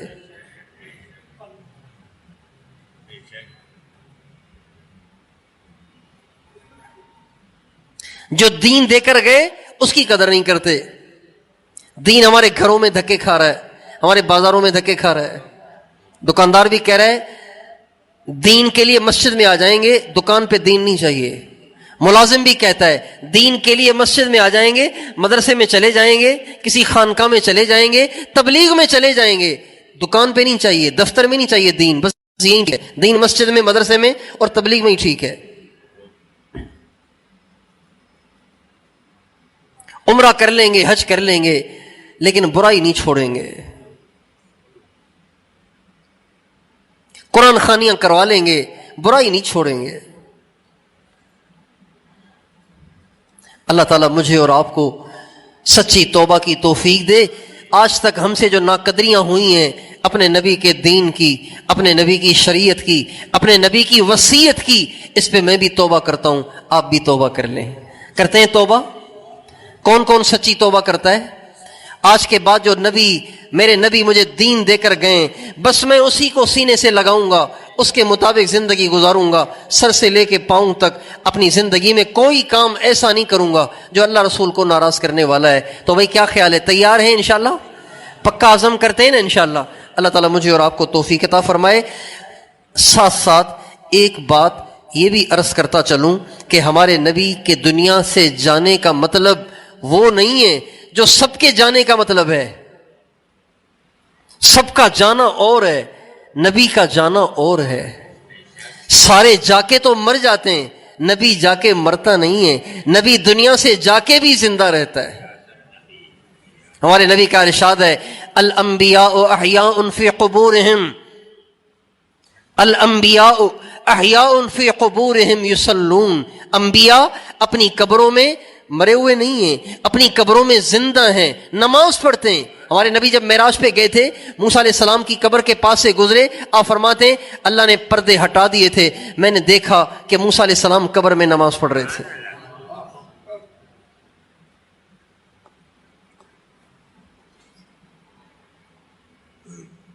اسی وجہ سے آج بھی اگر کوئی ہمارے نبی کی قبر اطہر پہ چلا جائے اور جا کے ہمارے نبی سے دعا کی درخواست کرے تو یہ ٹھیک ہے اور اس کی دعا قبول ہوتی ہے. ایک آدمی ہمارے نبی کی قبر مبارک پہ جائے اور کہے یا رسول اللہ آپ میرے لیے دعا کر دیں، اللہ میرے گناہوں کو معاف کر دے، تو یہ بات ہمارے اور اس کے لیے دعا کرتے بھی ہیں اور آپ کی دعا سے اس کی بخشش بھی ہو جاتی ہے.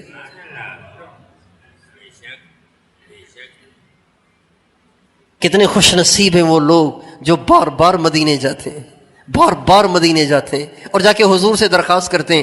یہ بات الگ ہے کہ حضور ان کو نظر نہیں آتے، لیکن حضور موجود ہیں، زندہ ہیں، سلامت ہیں، سنتے ہیں. جو دعا کی درخواست کرے اس کے لیے دعا کرتے ہیں. ہاں، اس کی مثال بالکل ایسی ہے جیسے کوئی بہت بڑے بزرگ ہیں جو سب سے ملتے نہیں ہیں، بس پردے کے اندر بیٹھتے ہیں، لوگ جاتے ہیں دعا کی درخواست کرتے ہیں، وہ پردے کے پیچھے سے دعا کر لیتے ہیں اور لوگ چلے جاتے ہیں، ان کے کام بن جاتے ہیں. اس کی مثال بالکل ایسی ہے.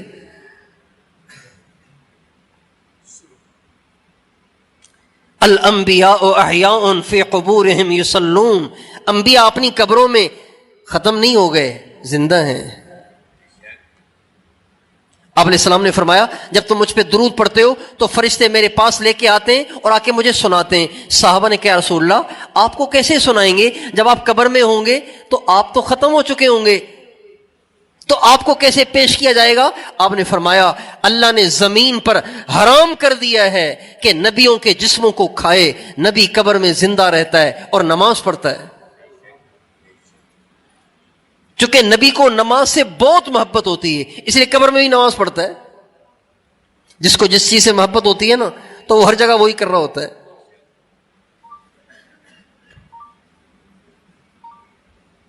یہ آج کل کے نوجوان موٹر سائیکل چلاتے ہوئے بھی ہینڈ فری کان میں لگے ہوئے گانے سنتے ہوئے جاتے ہیں، موٹر سائیکل چلاتے ہوئے بھی.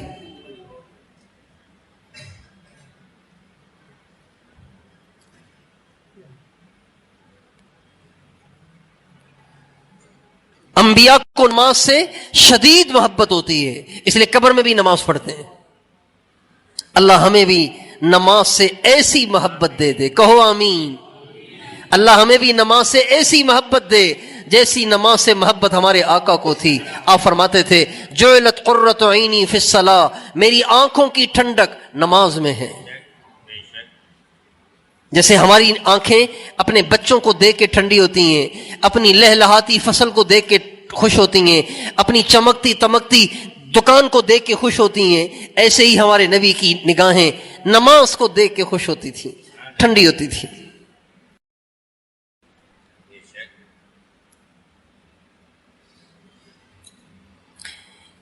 علامہ سخاوی رحمۃ اللہ علیہ نے ایک واقعہ لکھا ہے. علامہ سخاوی رحمۃ اللہ علیہ نے ایک واقعہ لکھا ہے. وہ فرماتے ہیں کہ وہ کہتے ہیں کہ علامہ عتبی رحمۃ اللہ علیہ ایک بہت بڑے بزرگ بھی ہیں اور عالم بھی ہیں. وہ فرماتے ہیں کہ ایک دفعہ میں آپ علیہ السلام کے روز اطہر پہ حاضر ہوا، سلام پڑھے اور وہاں بیٹھ گیا.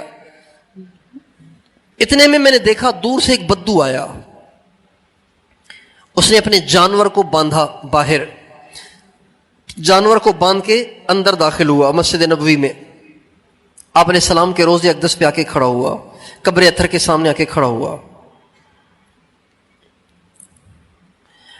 اور قبر اطہر پہ کھڑے ہو کے اس نے کہا السلام علیک یا رسول اللہ، سلام پڑھا.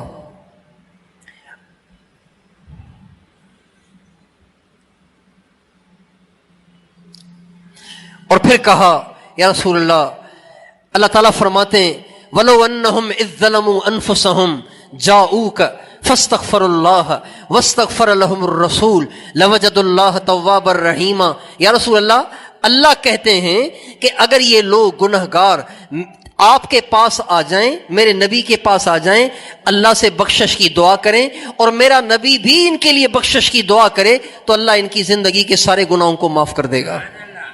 یہ آیت پڑھی حضور کے سامنے اور حضور کو سنائی، پھر کہنے لگے یا رسول اللہ، قبر اطہر پہ کھڑے ہو کے کہہ رہے ہیں یا رسول اللہ تو یوں کہتے ہیں کہ اگر وہ آپ کے پاس آئیں، اللہ سے بھی معافی مانگیں، آپ بھی ان کے لیے دعا کریں، اللہ ان کو معاف کر دے گا۔ میں بڑا گنہگار، بڑا خطا کار، ساری زندگی گناہوں میں گزری ہے، آج میں آپ کے پاس آیا ہوں، میں بھی اللہ سے توبہ کرتا ہوں، آپ سے بھی درخواست کرتا ہوں کہ آپ اللہ سے میرے لیے دعا کریں کہ اللہ مجھے معاف کر دے۔ یہ کہہ کر وہ رویا اور روتے ہوئے اس نے چند اشعار پڑھے، یا خیر من دفنت بالقاء اعظمہ فطاب من طیبہن القاء والاکم نفس الفداء لقبر انت ساکنہ فیہ العفاف وفیہ الجود والکرم انت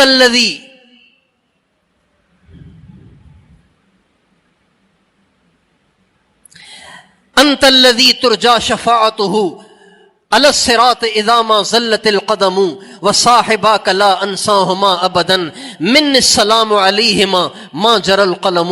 اے اللہ کے نبی، دنیا میں جتنے آج تک دفن ہوئے ان میں سب سے زیادہ بھلے، سب سے زیادہ اچھے، سب سے زیادہ بابرکت آپ ہیں، اور آپ کے کمال کے کیا کہنے، آپ کی عزت اور شان کے کیا کہنے۔ جب آپ دنیا سے گئے قبر اطہر میں چلے گئے تو آپ جب دنیا میں تھے تو ساری دنیا آپ کی خوشبو سے معطر تھی، آپ کی خوشبو سے مہک رہی تھی۔ جب آپ اندر چلے گئے تو اندر بھی معطر ہو گیا اور اندر بھی خوشبودار ہو گیا، باہر تو پہلے ہی خوشبودار تھا، اب اندر بھی معطر ہو گیا۔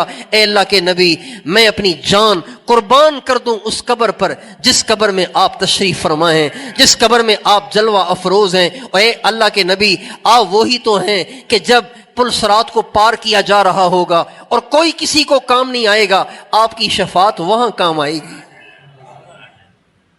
پھر وہ کہنے لگا میں آپ کے دو ساتھیوں کو بھی نہیں بھول سکتا جن کا نام ابو بکر اور عمر ہے، میں ان پہ بھی سلام پڑھتا ہوں جب تک لکھنے والے کا قلم لکھتا رہے۔ یہ کہہ کر روتے ہوئے وہاں سے وہ نکل گیا۔ علامہ عتبی کہتے ہیں یہ سارا میں نے قصہ دیکھا، اس کے بعد جب یہ نکل گیا تو اللہ کی شان اچانک مجھ پر نیند کا غلبہ ہوا اور میری آنکھ لگ گئی۔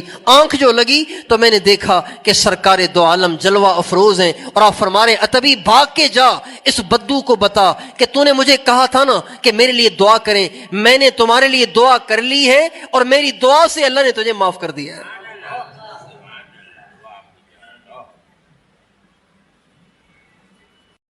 دعا سے اللہ نے تجھے معاف کر دیا ہے۔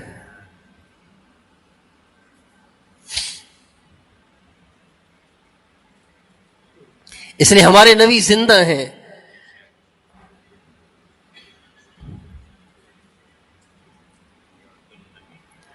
ایک بزرگ کہتے ہیں میں مدینہ منورہ میں تھا تو پیسے ویسے تھے نہیں، روٹی کہاں سے لاؤں، کہاں سے خریدوں۔ ایک دن گزر گیا، 2 دن گزر گئے، 3 دن گزر گئے، فاقہ، بھوک، پریشانی، تو میں قبر اطہر پہ آ کے کھڑا ہوا، یا رسول اللہ بہت بھوک لگی ہے، آج میں آپ کا مہمان ہوں، بہت بھوک لگی ہے، آج میں آپ کا مہمان ہوں۔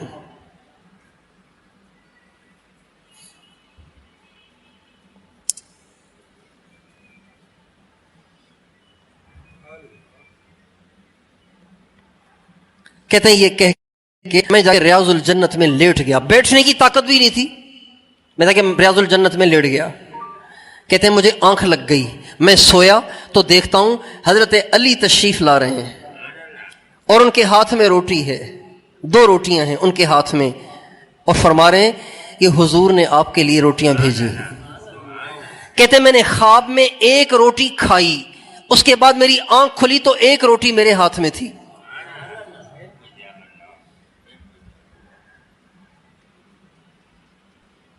حضور کے کیا کہنے. ہمارے اکابر کا یہ عقیدہ ہے کہ نبی کریم صلی اللہ علیہ وسلم جن صلاحیتوں کے ساتھ دنیا میں تھے اس سے زیادہ صلاحیتوں کے ساتھ آج بھی موجود ہیں. اللہ تعالی ہمیں اپنے نبی کی قدردانی نصیب فرمائے، اپنے نبی سے سچی محبت عطا فرمائے، اپنے نبی کا عشق عطا فرمائے، اپنے نبی کی پیروی عطا فرمائے، اپنے نبی کا غلام بننے کی توفیق